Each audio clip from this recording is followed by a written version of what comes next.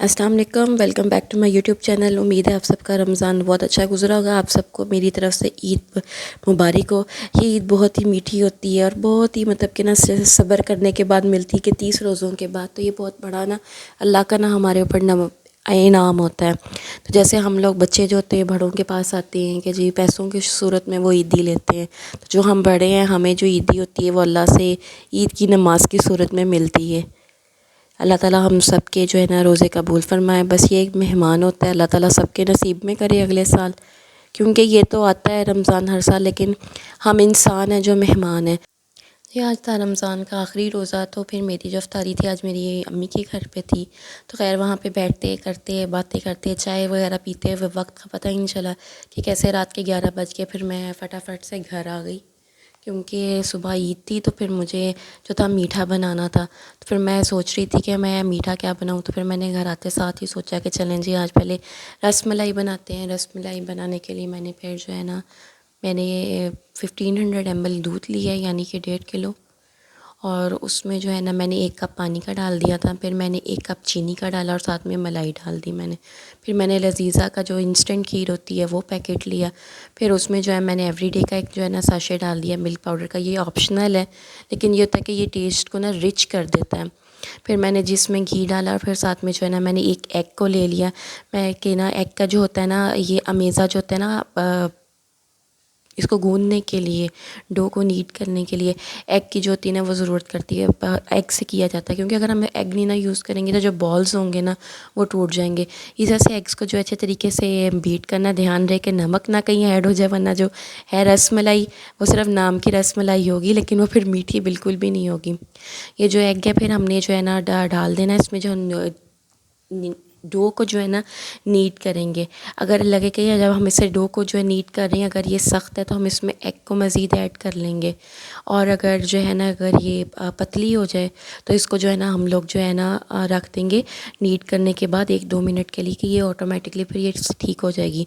मुझे जो है यहाँ पे मटेरियल कम लग रहा था, तो इसमें जो था ना मैंने जो है ना ड्राई पाउडर मज़ीद ऐड कर लिया था 4 टेबल स्पून्स। क्योंकि जो है मेरे ससुराल में ये ट्रेडिशन है कि जब ईद होती है तो ना हम लोग मीठा बना के अपने घर में तो सबके घरों में भेजते हैं। तो जब मेरी जो थी मदर इन लॉ वो हयात थी तो जो है वो करती थी, अब वो नहीं है तो अब हम करते हैं। अल्लाह ताला उनकी मग़फ़िरत करे। मुझे कमेंट सेक्शन में ज़रूर बताइएगा कि आपके जो इन लॉज़ में क्या ट्रेडिशन है। तो यहाँ पे जो है डो रेडी हो चुकी है। मैं इसकी बॉल्स रेडी करूँगी कि अगर आप चाहते हैं कि जो बॉल्स हैं वो हैंड पे स्टिक ना हो तो हाथ पे जो है ना ऑयल लगा लेंगे। ये बॉल्स जो दिखने में छोटी छोटी लग रही हैं, इनके इस साइज़ पे ना जाइएगा, क्योंकि ये बट जैसे ही हो जाती है ना हम मिल्क में डालते हैं तो जो है ना ये पफ़ी हो जाती हैं।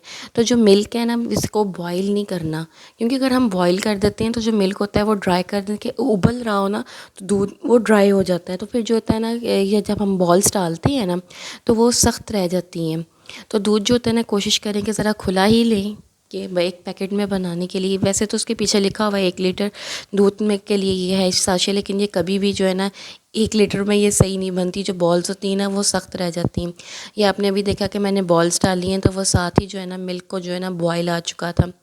तो जो है ना अब ये देखें बॉल्स जो है ना ऑटोमेटिकली जो साथ ही देखें ये आपको अपनी साइज़ से जो है ना 3 से 4 गुना ज़्यादा बढ़ गई हुई हैं, कि बड़ी हो चुकी हुई हैं ये। तो बस ये ऐसे ही होता है कि अपन चेक किया ये कुक हो चुकी हुई थी। तो जो है ये रसमलाई जो है ना रेडी हो चुकी थी। तो मैंने जो है ना फ्लेम को मैंने ऑफ़ कर दिया था, फिर उसको जो ठंडा होने के लिए रख दिया। फिर मैंने सोचा कि चलें जी केक बना लेते हैं घर के लिए, क्योंकि जो रसमलाई है तो वो तो सारी डिस्ट्रीब्यूट हो जाएगी। जो है ना फिर मैंने पैन लिया, मैंने कहा कि चले आज पैन केक बनाते हैं डायरेक्ट स्टोव के ऊपर ही।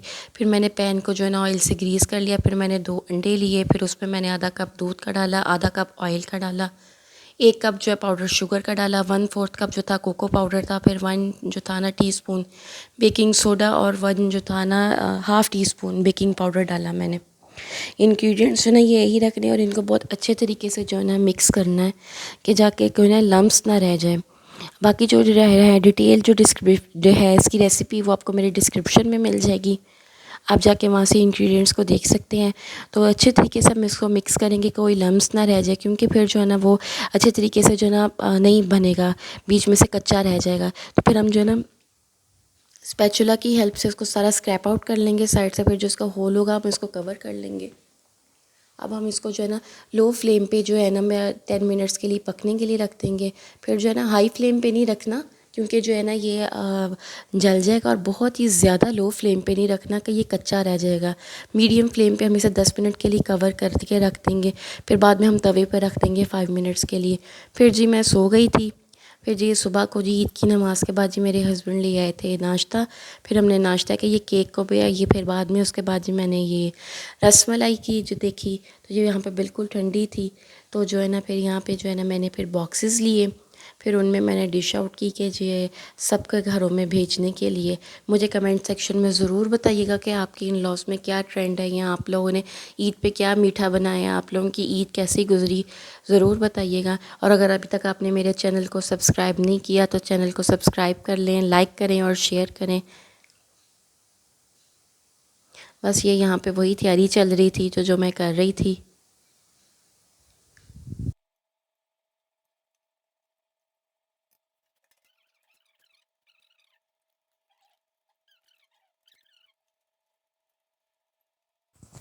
तो रसमलाई को जो थी ना मैंने बॉक्सेस में डिश आउट कर दिया था। तो फिर जी मैंने इनको किया पैक, और फिर ये मैंने दे दिए अपने हस्बैंड को, वो लेके चले गए थे। क्योंकि वो जो था मॉर्निंग में वो जो ये दिए आएंगे, फिर ये होगा कि हम इवनिंग में जाएंगे। तो फिर बाद में जो चॉकलेट केक था उसका स्पंज जो है ना मैं बाद में दिखाती हूँ। ये फिर मैंने उसका गनाश रेडी किया। उसके लिए मैंने जो है ना हाफ़ कप जो है शुगर पाउडर लिया था, और 1/4 कप कोको पाउडर लिया था। और उसके अंदर जो है ना मैंने गरम जो था ना दूध डाला था। पहले उसको मैंने अच्छे तरीके से मिक्स कर लिया कि कोई जो है ना लम्स ना रह जाए। फिर मैंने जी फ्लेम ऑन कर दिया था। फ्लेम ऑन करके जो है ना फिर मैंने इसको हल्का सा ही कुक किया था, तो ये जो है ना थिक होने लग गया था। फिर जी मैंने इसके अंदर अराउंड पर 2 टेबल स्पून जो था ना बटर डाला था। बटर डालने के बाद ये होता है कि आपने कंटिन्यूसली स्टर करना होता है। ये आप देख सकते हैं कि साथ ही थिक होने लग गया था। ये जी स्पंज है, ये आप देख सकते हैं कि जिसकी बैक साइड भी बिल्कुल टोटली कुक है। तो फिर वो जो गर्म दूध बच गया था, कि सारा नहीं था डालना, स्टेप बाय स्टेप डलता है गनाश के अंदर, तो मैंने केक के ऊपर डाल दिया था। तो फिर मेरे जहन में आया जी ये आइडिया है कि जी चलो थोड़ा सा ना जो रस मलाई का दूध है वो भी केक के ऊपर डाल दिया जाए। लिटरली बहुत अच्छा टेस्ट आया था। फिर जी मैंने गनाश के ऊपर जो है ना उसको गनाश कर दिया, उसके ऊपर केक रख दिया ठंडा होने के लिए। फिर जी मैंने अपना ड्रेस प्रेस किया और मैं जी फ्रेश हो गई। उतनी देर में जी केक ठंडा हो गया था। ये मैं आपको जी कट करके दिखा रही हूँ।